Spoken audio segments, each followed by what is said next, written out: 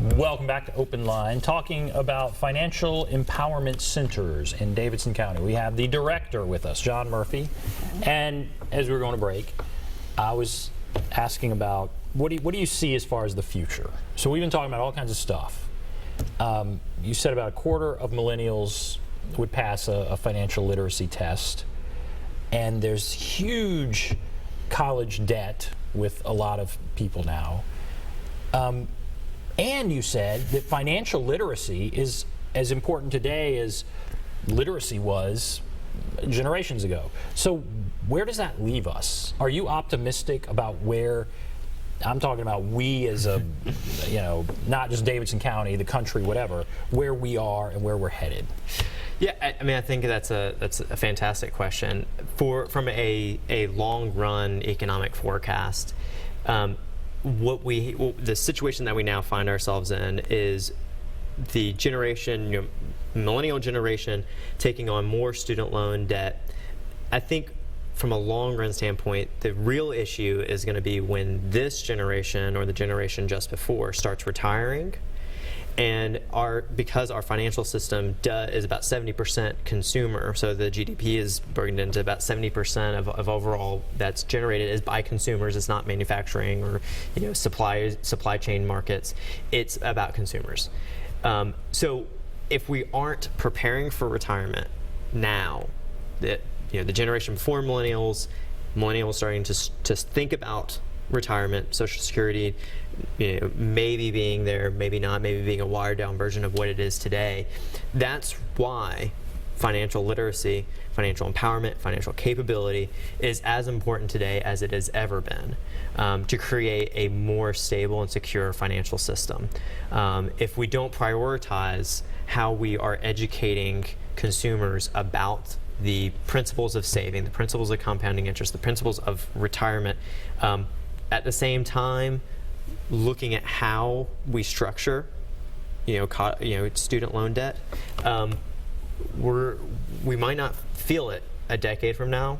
We might not feel it 15 years from now, but 2 decades from now, or 3 decades, when those generations that were not saving for retirement start retiring, if our financial sector or our economy is still based on consumers, we're going to feel a pretty big reverberation in shrinking an economy because those consumers aren't there to buy goods and services. Because I don't see how they could be saving.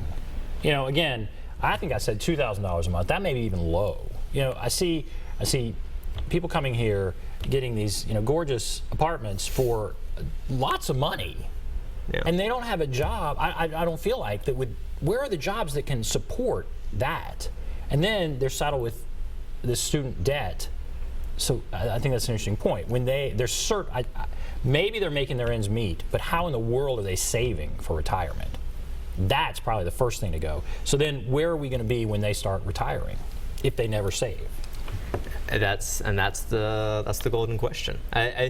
In order for us to, and if we bring it back to Davidson County, we want to build a system that creates the stability, that encourages more economic opportunity, more economic inclusion, thereby providing a ecosystem that is sustainable and that grows.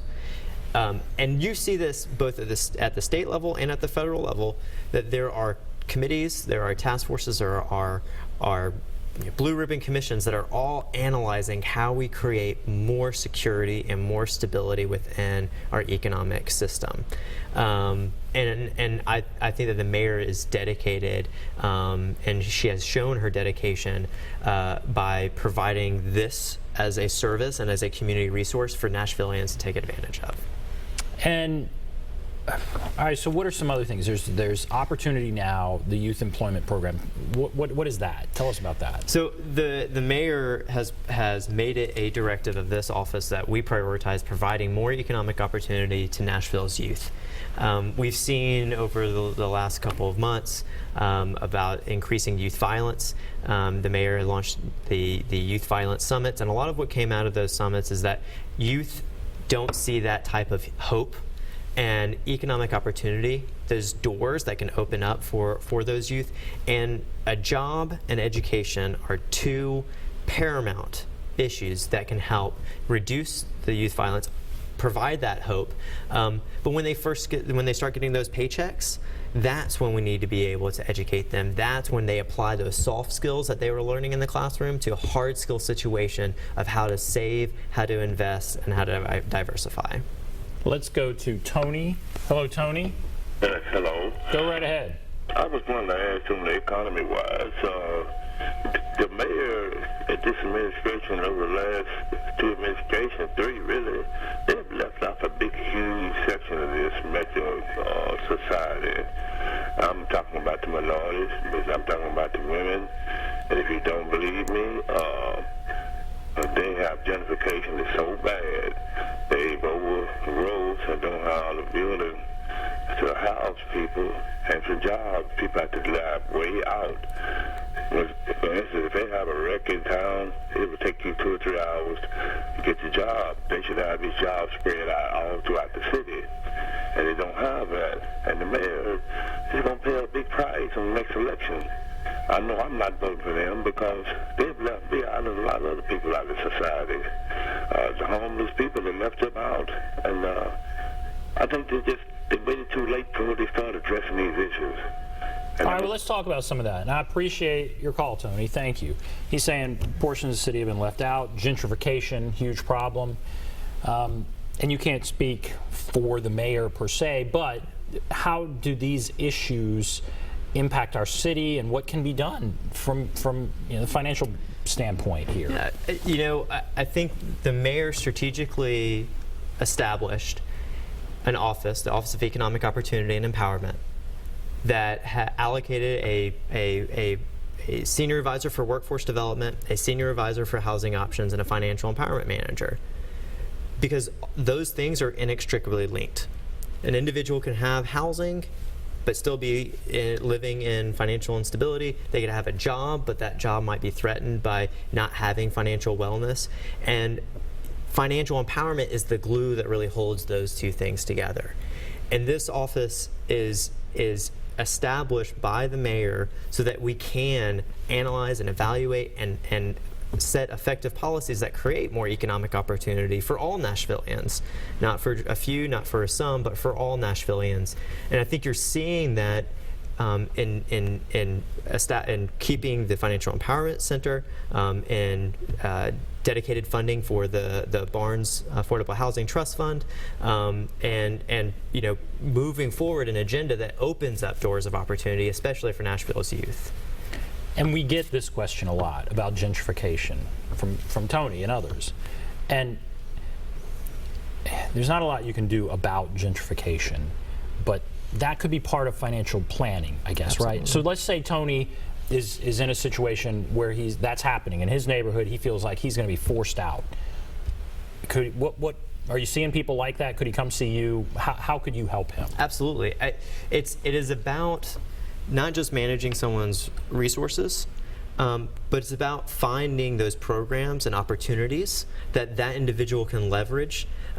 Whether it's the tax freeze for older constituencies that enable them to stay in their house, whether it's navigating the Department of Human Services or other services that a financial counselor is going to know about and have access to and make referrals to, that can get that individual into that social service delivery. Have you seen that? Have you seen that?